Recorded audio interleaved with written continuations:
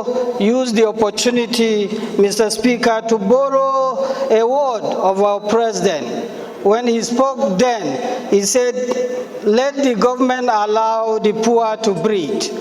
Today, we are not only calling for government to allow the poor to breathe, we are calling of government not to remove the cylinder that the poor are already living under oxygen. Hello, all followers and subscribers of Holy Ghost Son. I hope this video finds you well. Guys, I want to show you a sweet, lovely, amazing video. The moment a rep member said to Tinubu, in fact, two of them, one said, when Tinubu emerged as the president of Nigeria, whether legitimate or whatever, he did say, let the poor breathe, let the people breathe. The rep member now appealed to him. We said, please, right now, we are not just appealing that you should let the poor breathe. Please, do not take the cylinder that is controlling the oxygen the poor are using to breathe. He said, because right now, citizens are on oxygen. He said, so please, Tinubu government should not remove the cylinder that is controlling the oxygen we are using to breathe. He said, don't take the cylinder off. This one is interesting. Why the other one said, if they don't do something about the current fuel price, in Nigeria we call fuel, in another country called gas. Okay, if they don't remove the gas price, fuel price, petrol, that they're going to test citizens to take the law into their hands. Guys, please share this video until all Nigerians see it, other rest members see it, and support this rep. Thanks. Increase in the pump price of petroleum products, which took effect last week, and you can all agree with me that ever since this happened, particularly for those of us who are seated in these green chambers, our people have been on us. Nigerians have been groaning under the pain. Every other sector has been affected, and we are expected to discuss this issue as one that is important and urgent, else we might compel Nigerians to take the laws into their hands and discuss it on our behalf. I would therefore want to pray that we see this matter as one that is urgent and very important. And again, let me also inform us that we have 111 members that are sponsoring this motion across political line, across tribe, across religion, because this affects all of us as Nigerians. I would therefore pray that we see this as very important and urgent for this House to deliberate this afternoon.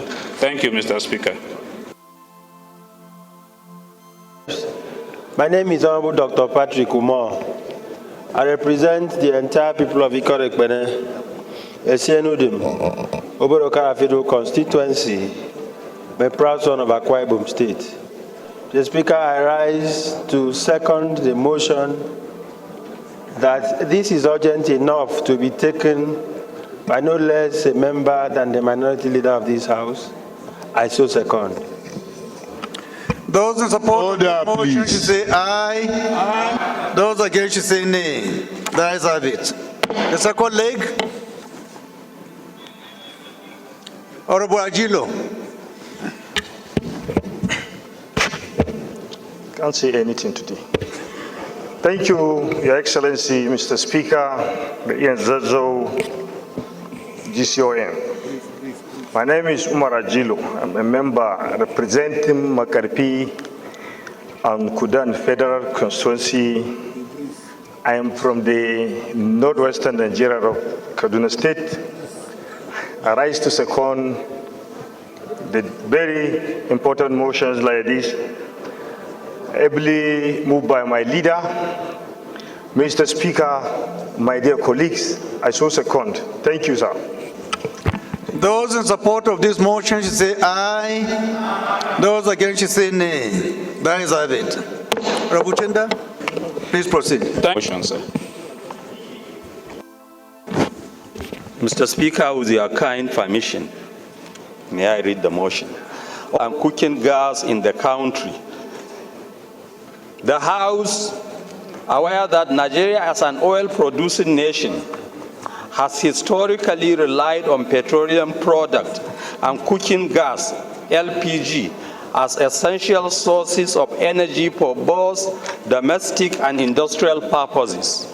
concerned that in the recent months, the prices of petrol and cooking gas have skyrocketed and continue to do so, creating an unsustainable financial burden on ordinary Nigerians and excavating the cost of living. Noting that the removal of fuel subsidies, coupled with global oil price volatility and the depreciation of the naira, has contributed significantly to the rising cost of petrol at the pump and cooking gas for households. Worried that the escalating fuel and gas prices are impacting the cost of transportation, food, essential goods, and health care, further increasing inflation and pushing many families into deeper financial hardship. Further concerned that businesses, particularly small and medium-sized enterprises, are struggling to manage their operational costs due to increased fuel prices, threatening economic stability and job security. Acknowledge that the federal government has previously announced plans to require domestic refineries and boost local refining capacity to address some of these issues, but has yet to deliver significant results in this regard. Mindful that the rising cost of petrol and cooking gas poses significant threat to livelihood of millions of Nigerians, and unchecked inflation pressure caused by increased prices can lead to social unrest, increased poverty rate, and negative long-term economic effects. Also worried that unless urgent and pragmatic steps are taken to control the rising cost of petrol and cooking gas, the nation will go into economic crisis, leading into negative outcomes like increased crime rate and mortality. Resolve to call on the federal government to reverse the recent farm price hike and take immediate steps to stabilize petrol and cooking gas prices through targeted intervention, such as temporary price relief measures, tax reduction, or subsidies on LPG for low-income households. Call on the Nigerian Petroleum Corporation, NNPCL, Ministry of Petroleum Resources, and other relevant agencies to expedite the repair/maintenance of domestic refineries and increase local refining capacity as a stopgap measure to reduce the dependence on imported refined petroleum products. Urge the Central Bank of Nigeria, CBN, to implement monetary policies that will mitigate the adverse effect of fuel price hike on inflation, particularly with regards to essential goods and services. Encourage the federal government to explore alternative energy sources and diversify the country's energy mix to reduce reliance on petrol and gas, promoting renewable energy solutions that are more sustainable and affordable in the long run. Encourage state government to adopt policies that alleviate the financial burden on their citizens, such as waiving taxes or levies or transportation and goods and services. Mandate the House Committee on Petroleum, Downstream, and Legislative Compliance to ensure compliance and report back to the House within 2 weeks for further legislative action. I so submit, sir. Any seconder to this motion? Honorable Kelechi. Parliament. I remain Honorable Kelechi Nwogo. I'm from Rivers State, the treasure base of the nation. I represent the people of Echie Omama constituency. I rise to second the motion moved by my senior colleague. I so second. It has been taken over by events.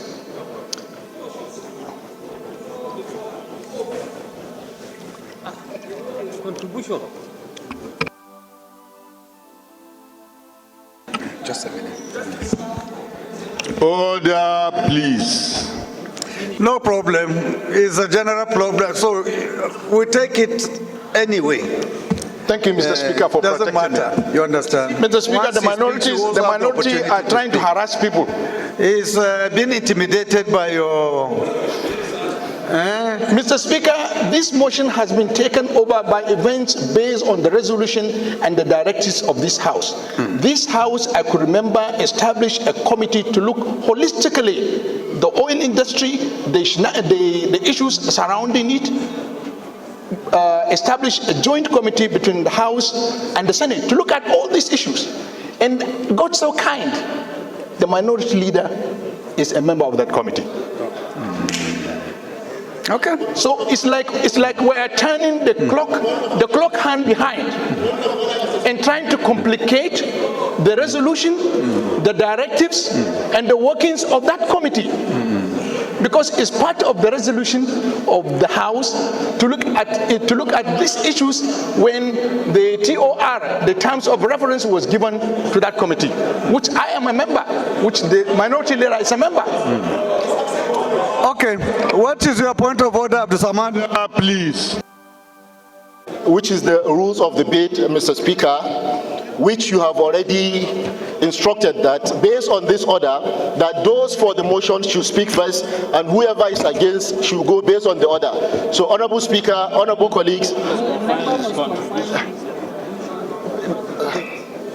Honorable Speaker, sir, our order confines that the member must confine his debate for or against before a decision is taken. And the right. Are you sure there is anywhere in our standing rule that says that we have to follow it in that order? No. Mr. Speaker, is there? Where? It's page 59. Let me take you page 59, Mr. Speaker, and I will read it. It says, page 59, rules of debate.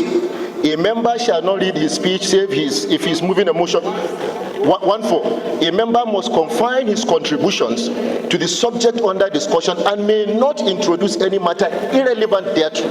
So what is the matter that is irrelevant here? Simple, Mr. Speaker. I don't think what you are saying has anything to do with his contribution. Mr. Speaker, the mover of the motion, or we the movers of the motion, 111 or 12 of us, are talking about the recent increment which just happened about a week ago or 2 weeks ago. That is what we are talking in the motion. Still, I do not see anything he has said that has contradicted, and I want to highlight this. He is not against what you are saying.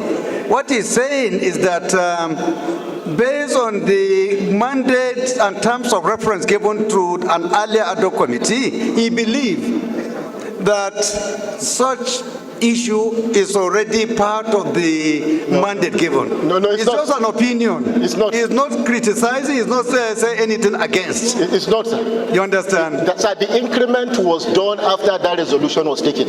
It's just a contribution, so you don't need to be alarmed about it. At the end, we'll put... Order. Okay? So, Order, any more contribution? Honorable Ali Jesse. Respected honorable colleagues, I remain Ali Issa JC, PhD, representing Balanga Billiri Federal Constituency from Gombe State. Mr. Speaker, my honorable colleagues, this motion is timely and is a very important motion.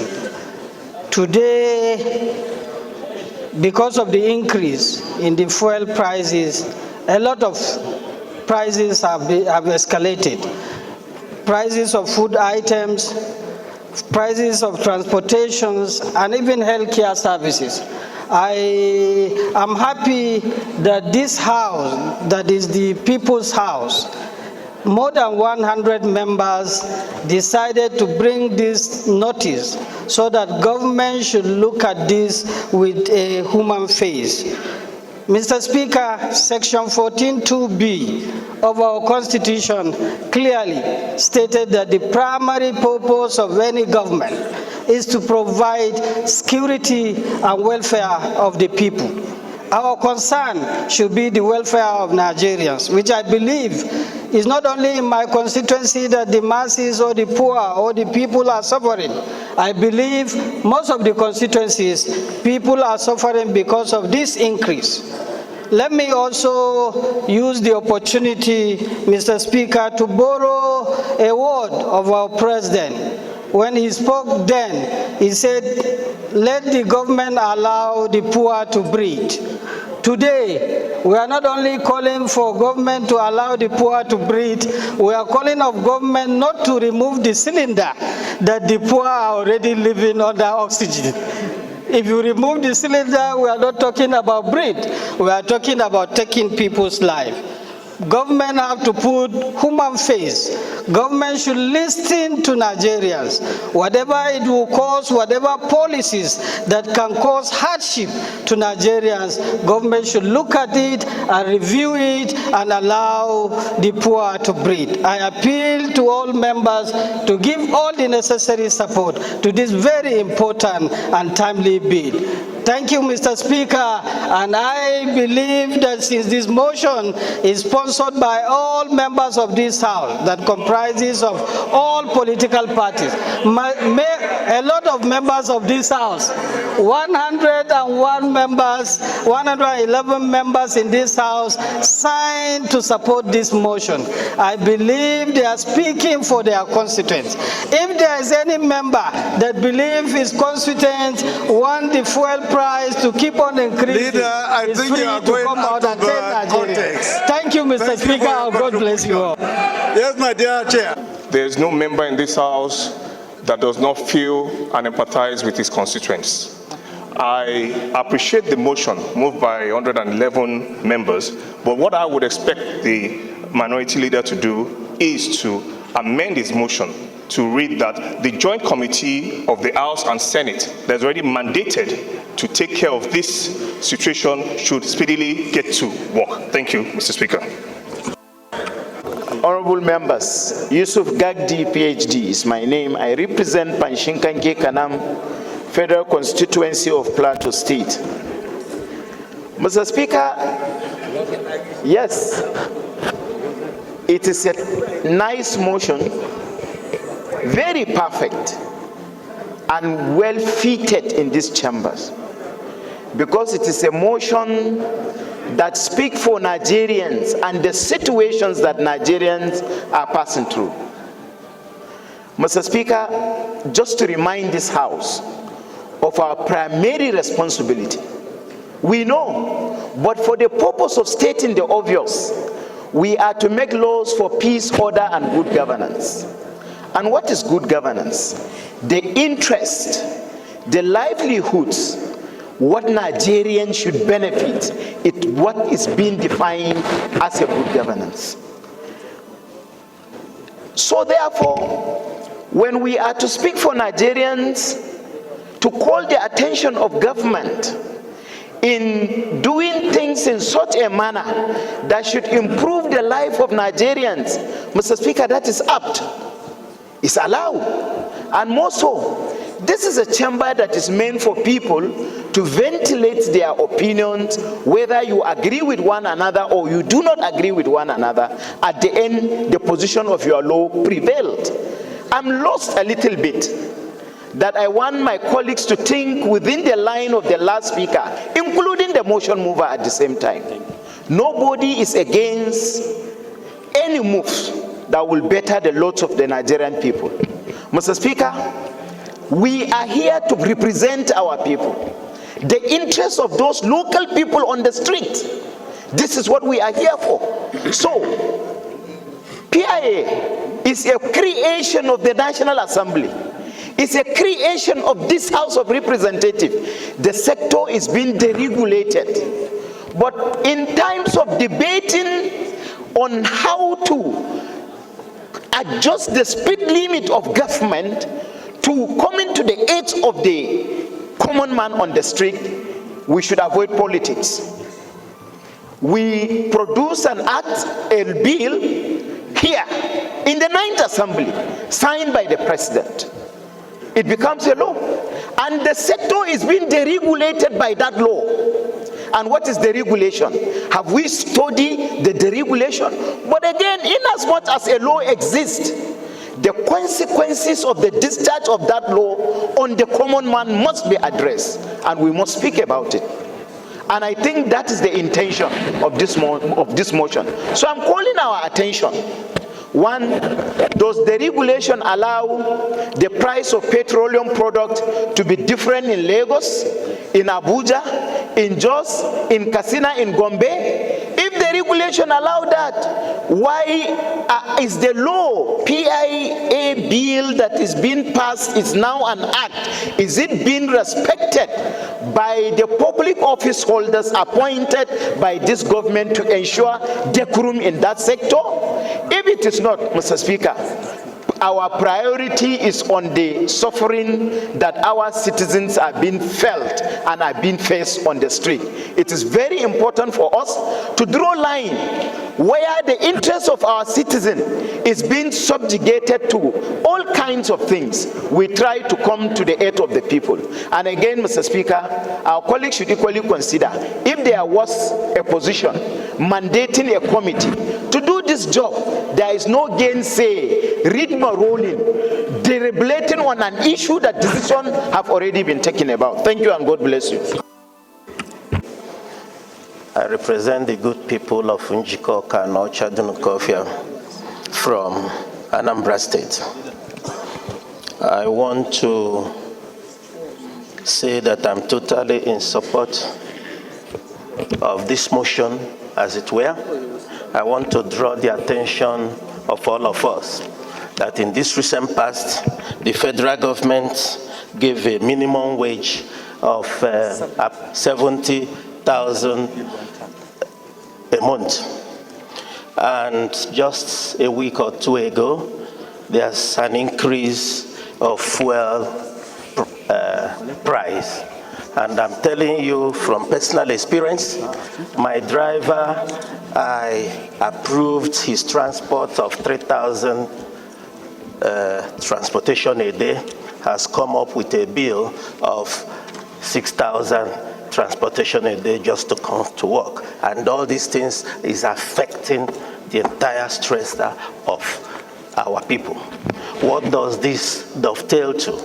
We cannot transport food from our constituents, or our constituents cannot transport their produce from the farm to market with a much lesser cost. The increases of food in this country, somebody who is earning 70,000 a month, his 70,000 cannot last him for 3 days in this country, in the same government, the same policy. I want to thank God for the life of Aliko Dangote, who has, through other investors, have come up with a refinery.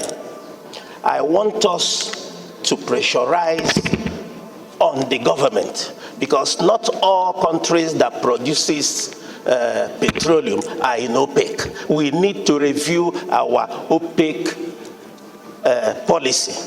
We mustn't be in OPEC, because the only thing that will solve this problem of petroleum increase is to use what we have to solve our problem.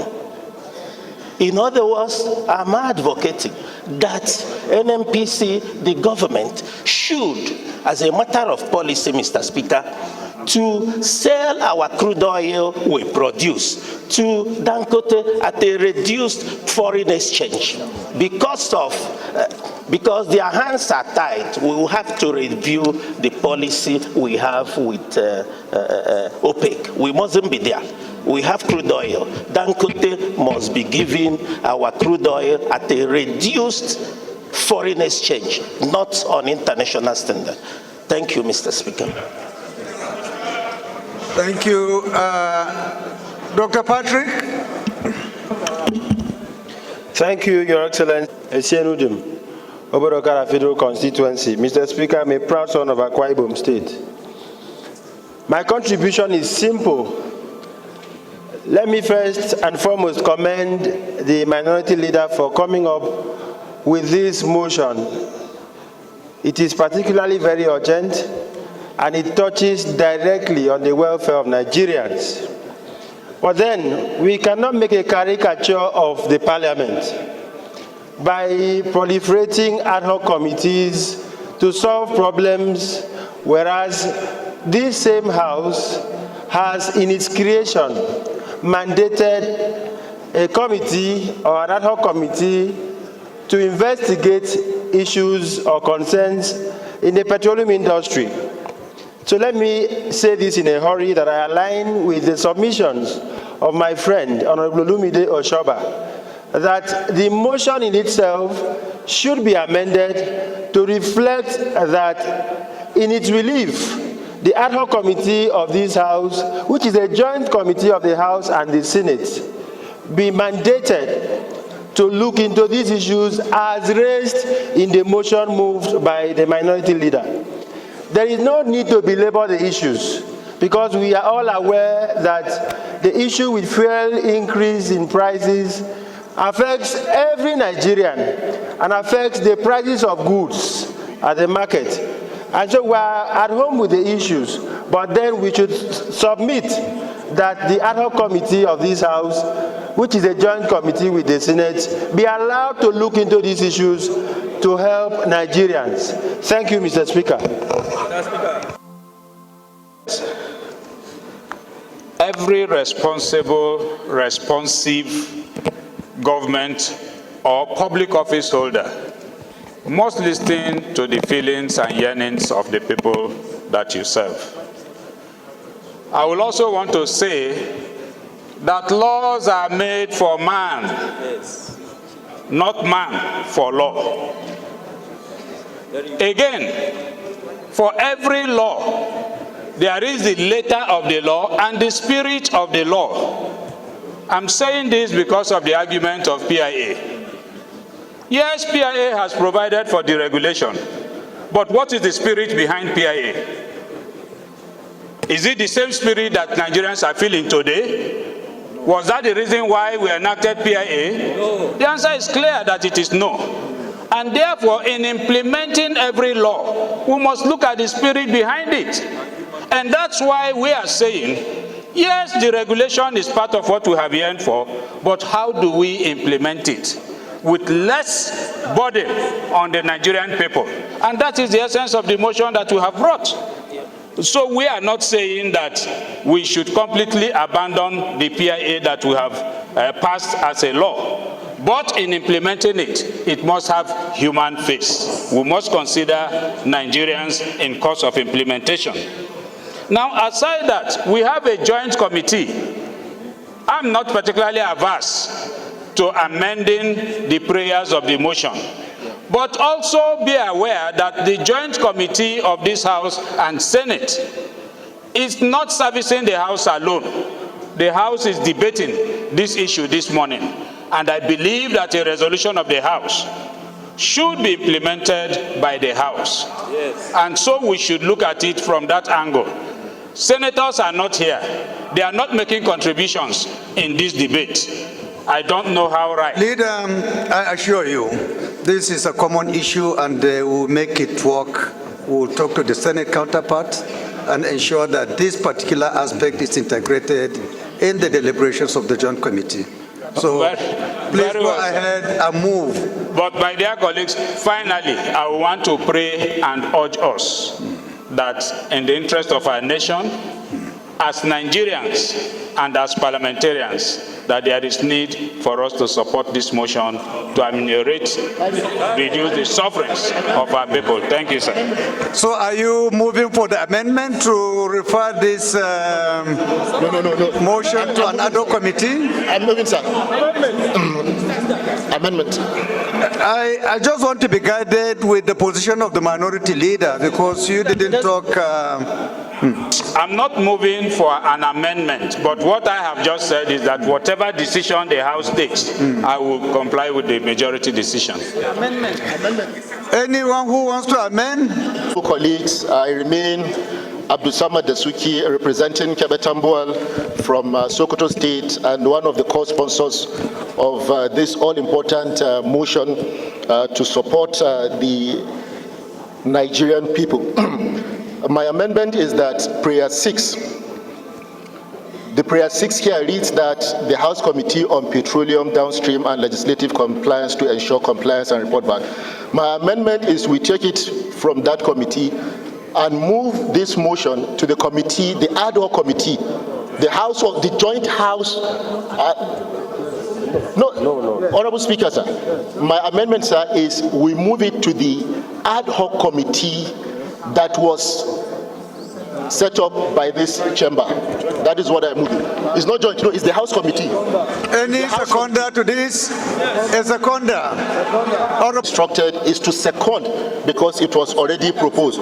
So I second the amendment that this motion be moved to the joint ad hoc committee.